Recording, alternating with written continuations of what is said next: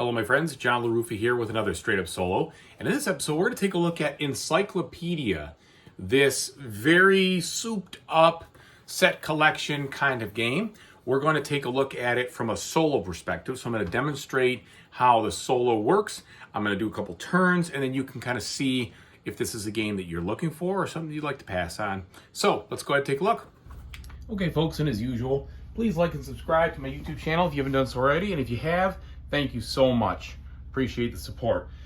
All right, so what is going on in this game? Well, this game is one huge, actually kind of complex, I wouldn't say complex rules-wise, but a lot to consider set collection game for the most part.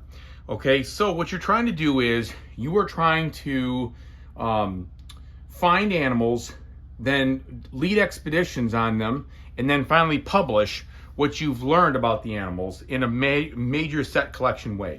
You also can hire experts, which will show here, that will give you bonuses depending on what you want to do in the game. You can prepare for your expeditions, which will help you basically research the animals better, and you get money from the bank. So there's not that many actions, but there's a lot to consider about each of the actions. Now, this is now the start of the fourth round, so I'm officially halfway through the game. I've been playing with one AI on the one star level, so that would be the easy actions, easy scoring. Okay, so the AI works basically off these two cards and ignores pretty much all the rules with regards to conflicts. All right, so you do exactly what the card is indicating. And one thing I would say is it's very helpful if you print out, which some nice person made on Board Game Geek, something like this. This will help you to read the verbiage that's inside the rule book, which is laid out clearly, but again, it's inside the rule book and you're going to be flipping back and forth. And this game already is quite the table log, as you can see, and this rule book is pretty big, so it's just kind of tough to have, you know, a rule book that's a third of the size of the game board and everything else up and down. Okay, but that, I digress. Let's go ahead and I'll show you how the game plays and I'll explain what I'm doing so you can get a feel. So the first thing we do on our turn here is we refill the decks, and this is the first thing we do for the round. Now we're in round 4, so I'm refilling the expert cards out here into the draw deck. Ooh, there's a lot of yellow. Okay, notice that each of the experts has a color associated with them. That will also be a part of your color in your set collection with your animals. So as you can see here, I'm focusing heavily right now on red and yellow. So seeing a lot of yellow come up here is good because that's going to help me kind of pair up and collect more yellow cards. All right, let's see what we get here for the different creatures that come up. So we've got green, here's another yellow, blue, blue, blue, and green. Okay, so that's what we're going to have for the round. Now let's see what the special bonus is. It says everyone take a free, in player order, expert. So perfect for me. Now there's a lot of different things in the expert category here. And basically some of them are one-time instant bonuses, some of them are for the whole game, and some of them are actually, I'm not even sure if there's one-time instant bonuses. Give you an example. Yes, there are, yeah. So some of them at the lightning bolt, there's one-time instant things. Then there's ones that you can get which will last throughout the whole game. And then there's ones at the end like this one, which will do something at the very end of the game, okay? Which is really kind of interesting. So like, for instance, this guy, if I was to get this one, it allows me to add 2 cubes to my spot at the end of the game. And that doesn't score me points, but it might help with my set collection depending on where I am. All right, so what I'm going to do in the interest of time here is just, I know I'm about to do a, yeah, this is what I'm going to do. I'm going to grab this one right here for set collection purposes, and I'm going to cover this one up. I'd like to look at some different ones, but this one is probably the best one. Now, if I cover it up, it basically is inactive. I don't lose it for the set collection case, but it's basically gone for the rest of the game for me with regards to its power. Then I look over here and see what he's going to do. Well, his priorities are always going to be dealt out randomly based on these colors right here. And I know I've got the board crunching it a little bit. I apologize. I'm just trying to get as much on the camera as I can. But his priority is always to go blue, then yellow, then red, then green, then purple based on the cards I dealt out. Well, there is no blue, so he's going to take the first yellow and he's going to put it in his set collection here. He's got 3 of those yellows right now. Okay, so then we begin the game, or begin the round. Both of us have to roll 4 dice. We draw them out of the bag, and I'm the first player because I have the first player token, which you get if you go to the merchant first. So, or not the merchant, but whatever that is, the bank. So I'm rolling my 4 dice drawn randomly. And unfortunately, they're purple and blue dice, which isn't going to help me very much. I shouldn't say help. It's just not the right colors as I would like. So I will put them, for simplicity's sake, in descending order, although you could decide to put them however you want, depending on your strategy and your dice color. For me, that's okay, especially for this example. All right, now he picks up a couple yellows, which I really want to use, and a red, which is also good. So what happens is you can use the dice of either player, yours or the other player. But if you do that, they get compensated in such a way, depending on the slot. So if I was to use his yellow 6, he's going to get 3 points right away. Vice versa, if he used mine, he'll get 3 points. I'll get 3 points, or 2 reputation, or 2 coins, or nothing in the last slot. So we have rolled, and now it is time to execute our actions. We basically get 1 action per dice, so that's usually 8 actions per round, and there are 6 rounds in the game. Sorry, not 8, 4 apiece. So 4 actions per round, 6 in the game, with the possibility of maybe getting an extra. For instance, I got an extra die in this first round, and at the very end of the game, if you have any of these red seals, you can spend these to take an extra bonus turn, all right, for that round. So what am I doing right now? Well, as you can see here, even though the categories are not that clear, I'm going to show you examples of categories, actually. So each card is going to have some type of category, like you can see right here, okay? So this one says that it lives in a cold climate in the water, it eats meat, and it's a mammal, all right? Those are what those things mean. And what happens is that you have to research these things by going in expeditions out in the world and finding these things theoretically and learning about them and confirming, yeah, that's exactly where they actually do live. And when you do that, you will spend expedition points, which are represented by these little pips on the dice. And depending on how many you spend, you can put cubes in these categories if you can afford to. So I'll demonstrate that in a little bit, but just to note, I've done that considerably in my yellow species, right? Once you've learned a lot, you then can publish those things, assign those cubes to the different categories over here, which will also work as a whole another set collection, and you get points for placing them out there when you place them. Okay, so I want to do that right away. The only problem is I don't have a yellow a yellow die to do it, so I'm going to have to use his. So I'm going to take this 6 right here and play it like it's my own. He immediately gets 3 points. 1, 2, 3. And then I will go ahead and do the publication action. So another thing that's helpful, now they do a good job, I appreciate this, with a game aid at the back of the book, okay, and it tells you the steps that you can take, which is nice. It also tells you the page where you can see that. So this is pretty good from a standpoint of understanding how the game flows, okay, and it does a real good job there. The only issue is, and this isn't really an issue with this is good, but when we come to these expert cards, it's the icons are not the easiest to completely understand until you've got a couple of games under your belt. So you're going to find yourself reading exactly what the card does over here more often than not. So it's just one of those things where you're in the rule book a decent amount until you really have a few games under your belt and you can recognize what those icons mean. Not too unlike any other game, but that's just the way it is. So we've got 6 here. It's a 6 and it's a yellow. That means that I can choose a yellow animal to publish on. And the 6 means that I can count categories of number 4 and all the way down, okay? So this is important because I want to be able to fully represent all these cubes that I've done research on, all right? And so what's going to happen is I'm going to choose one of these yellow animals, and I'm going to choose this one right here, okay? So this is my snake. I don't know, it's a Latin word, but this is my snake, and I'm going to show you what I am researching on the snake, okay? So These are the categories I can score in. I can score in the sun climate, the water, and the reptile. Now, because I have those and I've set that aside, I will take any of the categories that are on there. Even if it wasn't a yellow animal, I could take it from the red or any other ones I want. I'm not going to do that, but I could.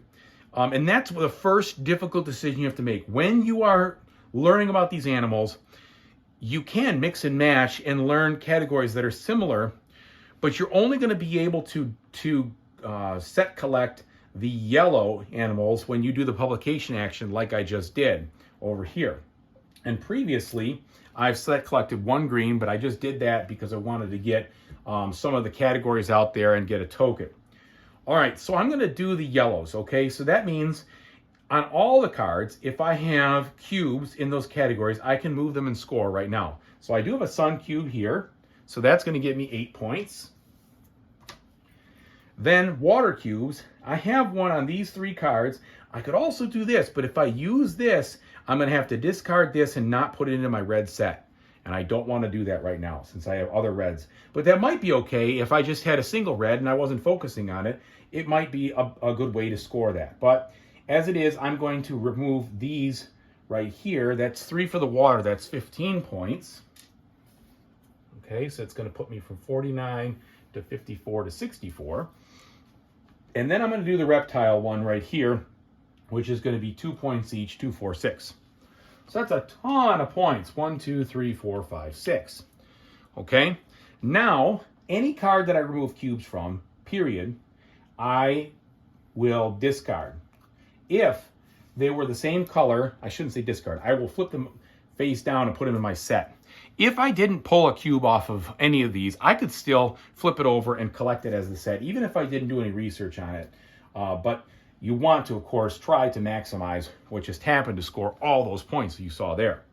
So now I have done that, and now I know at the end of the game, I've got 3 at least in my yellow set, plus these over here, 4. I covered, what did I cover? Okay, so 4, 5. So I have a set of 5 right now in yellow. At the end of the game, sets of 5, that is going to be worth 5 points for me. But as you can see, the more you can get, the more it really ramps up. So I want to get as much yellow as I can in expert and in animals to try to make this as close to 40 or more as possible to get, or to 12 or more, to really score a lot of points.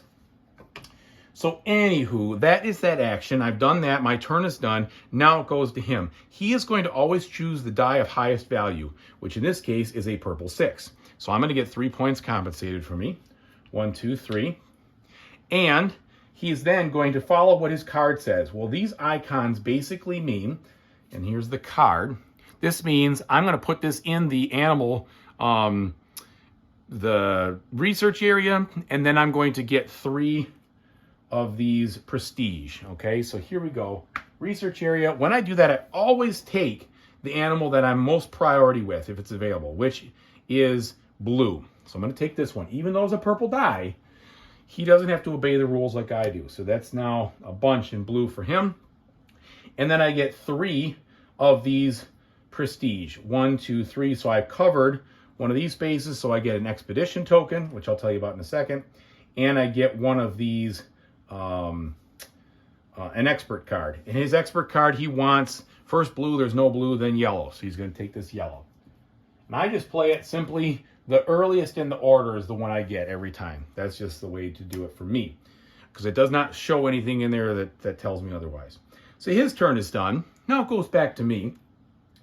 I've got some choices to make. There's a 5 here. It's purple. Purple really isn't going to help me with anything. It doesn't match up. So I could do a couple different things. I could use that high 5 value, or I could kind of ignore it knowing he's going to take it and I'm going to get some reputation and do something a little bit different. So I have the ability to pull in some blue cards. And why would I want to do that? Well, he's got a big priority of getting blue. So that's the first idea. Second idea is I need to start setting up a new set if I can. The other thing that I could do is I could use my expedition token to turn this into a different color die, which might be helpful and might be the best way to go about it. Let's do that for Well, actually, let's do the following. Let's actually do some more research on this red set here. So I'm going to use his. So since I'm going to use his 3, he gets 2 coins in compensation. Then I'm going to take his, I'm going to put it right here in the earliest expedition spot I can. That is going to give me 3 of the reputation.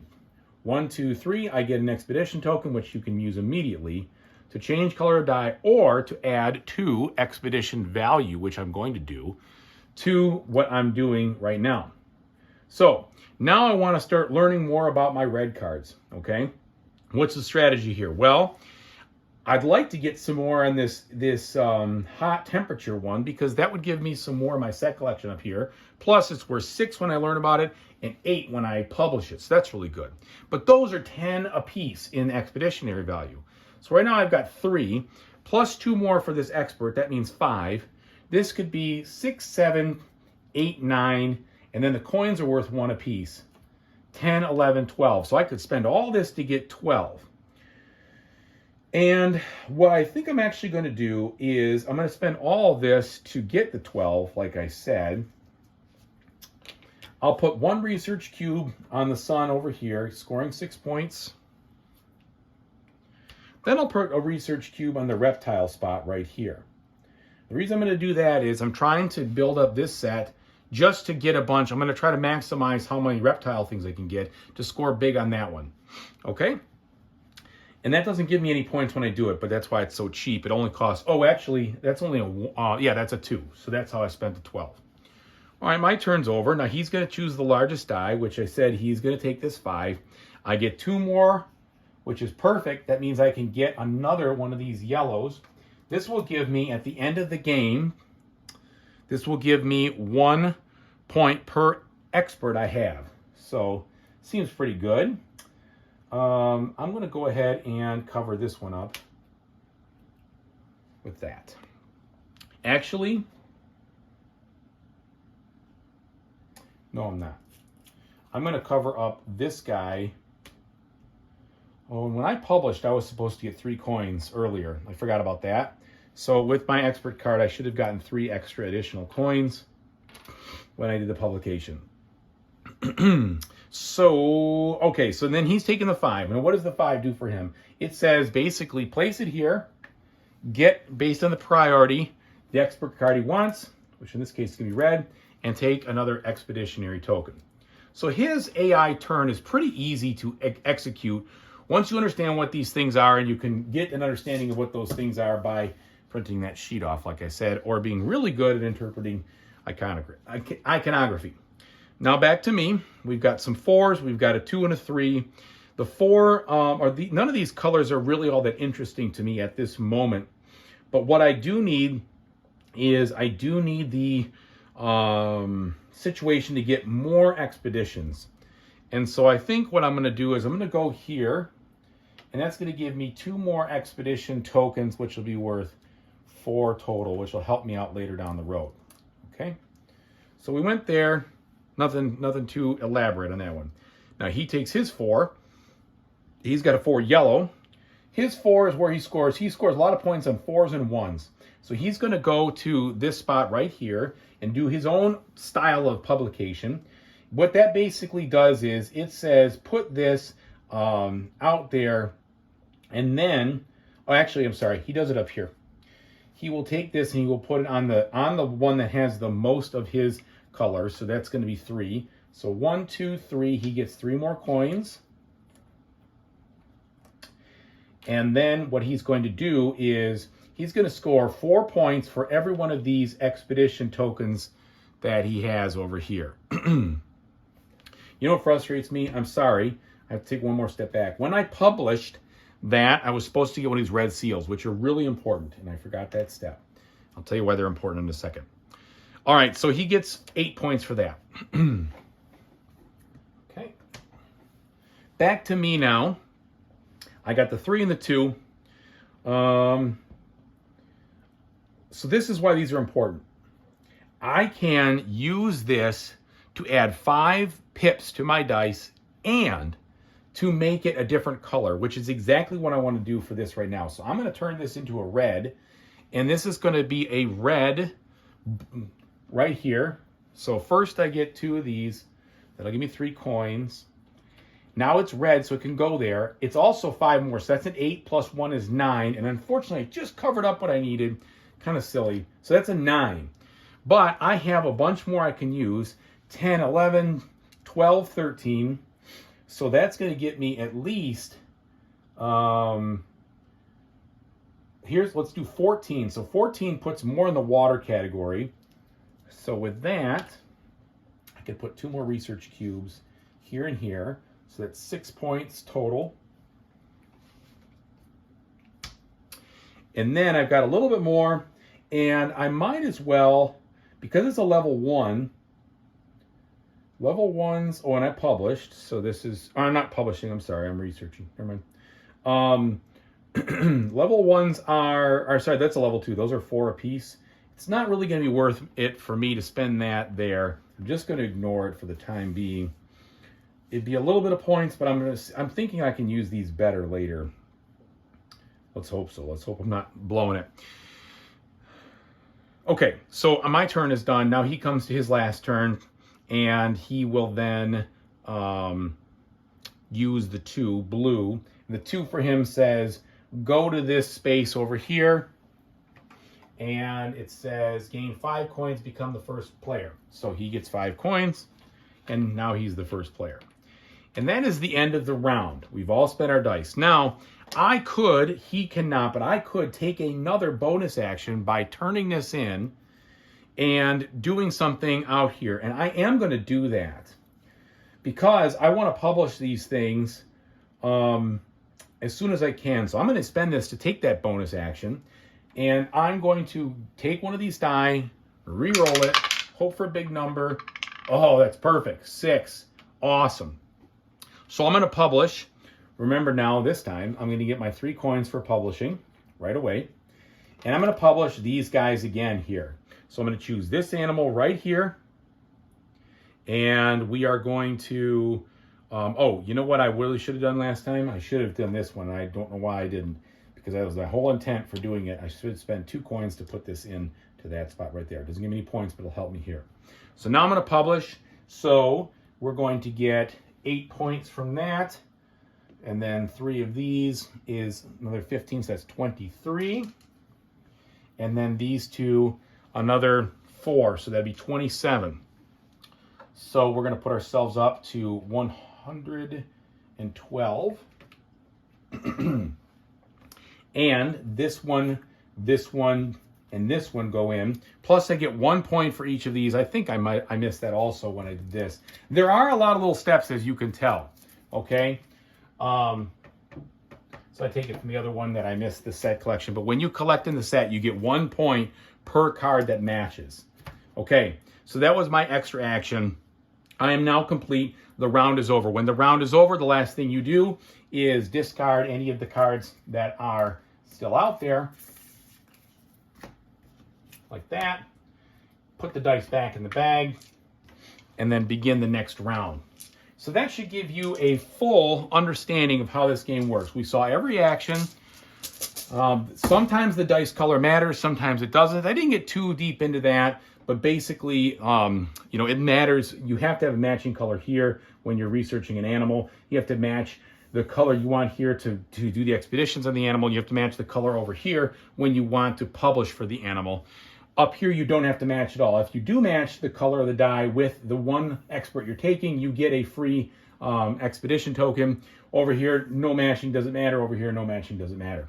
And that's about the size of it. Okay, let me tell you what I think about this actually pretty meaty set collection game. All right, so if you didn't pick it up while you were watching, let me be very clear now that I think this is a very beefy, meaty, a lot to consider set collection Euro game. Okay, it is not a gateway game by any means. If you try to explain this to somebody who isn't familiar with Euro games and juggling a lot of things and keeping a lot of things in their mind about what they're trying to do, I think it's going to overwhelm them. But you're not going to be trying to explain it because this is about soul. This is about you. So if that's you, then you should maybe be cautious on this, because although the solo was very easy to manage, The game turns themselves, in theory, aren't that tough. There are a lot of little steps that you've got to put together. And since sometimes that reputation is moving over and crossing over things, you've got to make decisions. And the decisions you make and such, which are very good, also are it can be very overwhelming. And that is my one caution to this game, that even though it seems like it's pretty simple, it can be very overwhelming for you. If at least I found that it wasn't overwhelming to me, but I could see it being that way. And the reason being is I go ahead and I take an action. I get some reputation. Oops, I got to go ahead and choose an expert. All right, which expert do I want? Okay, it's for this collection. Which cover do I want to do? Okay, I covered this. What action was I taking again? Oh, that's right. Okay, now I got to go think about this. So there is a lot of stuff you've got to like put out on a table in your brain and keep out until you execute and then move it down and get to the next turn. Thankfully, none of that is the case with the AI, and that's why I think this game is a clear win for you solo players out there who are looking for a nice, solid, interesting set collection game that plays well solo. The AI is very competitive. I played it on the easy mode and just barely lost, and I'm still getting into the game, but that's good, right? I want to be able to find them pretty competitive at the very beginning. And then you can ratchet it up. You can even play with more AI if you really want to. They give you componentry for playing up to 3, which I think is fantastic. If you want to play a full-fledged feeling game, this is one of the few solo games out there that you can simulate quite well a 4-player game, and I think that's really cool. Now, I don't necessarily need that, but I might decide if, I don't know. I mean, here's why I don't necessarily think that is necessary. The AI does a good job as it is taking cards away from the board. It might get even more pressure that way, but what the AI doesn't do is they don't do anything with publications, so it's not like you're doing any area majority. This game has nothing to do with area majority. And so from that standpoint, I don't necessarily think you need extra AI, but that is my personal opinion, since there's nothing there that way. It's all about set collection, which by itself has to do with what you can put in your hand and then what you don't get denied. So maybe if you feel like you really want a little bit more attention on the board as far as what's going to be taken, then you could put another AI in. The other thing is, exactly what the AI is going to do. If you take away this dice, he'll choose this one. If you take away this one, he'll choose that. So at the beginning of the game, again, or at the beginning of the round, you can essentially see what's going to happen. And that's a big part of the strategy, I think, and also a reason why the AI plays very competitively, because you know exactly what they will do based on how you will take it. Now, if you want to try to put all that into your brain and think about the whole thing and do the game theory, wow, well, that's great. I'm not playing that way. I play from my gut, because that would be so much to throw into my cerebrum that I don't know. I just wouldn't be able to juggle it all, okay? But there are people out there that might want to. If you do, you could do all that. You could see it all, as it takes place. I still kind of think it's cool in the fact that, just like in the multiplayer game, even though I don't play as multiplayer, everybody rolls their dice and sees what's out there. So it's not that different. It's just that you know exactly what the AI is going to do versus some people might do something a little bit different. So either way, I think it is a fantastic game with a fantastic solo mode. It really, if you are looking for a game that does set collection really, really well in a complex way with meaty choices, not just obvious choices, then this is the one. And why is it not obvious? Because it comes down to those expedition cubes. You have two potentially conflicting sets you're working with. You have the color sets, which are in your cards and your experts, and then you have the category sets that are on the board. And sometimes you can get those to match up and it's perfect. Other times they might go askew. And so you've got to, it's just not, it eliminates the obvious, which I think is great, because usually set collection games are fairly obvious. I want to get the same amount of this set, period. That's what I want to do, as much as I can of this set, or as much as I can for variety. In this game, okay, this card could go this way for these sets or this way for these sets. Do I want to use it for colors? Do I want to use it for this? Should I hold out? And it's really important, too, to understand when you're going to publish. The more you publish, the more of those red tokens you get. And these red tokens really are powerful. Not only do they give you an extra action at the end, but being able to turn a die to any color and allow it to be, 5 pips, or spending it for five money at any time is really strong. So the more you publish, the more of those you're going to get, the stronger your ability to execute big actions is going to be. However, the less you publish and the more large publication actions, like you saw me do that huge one, I was working on that since the beginning of the game, you get a lot of huge points if you can get the synergies going. So there's just a lot of good choices here that are not just obvious. And that's why I like it. That's why I'd recommend it for anybody solo collection who likes this sort of thing. I really appreciate you watching this video. Thank you so much for sticking with me. And whatever you decide to do in the future, I hope you have a fantastic time doing it. Take it easy, everybody.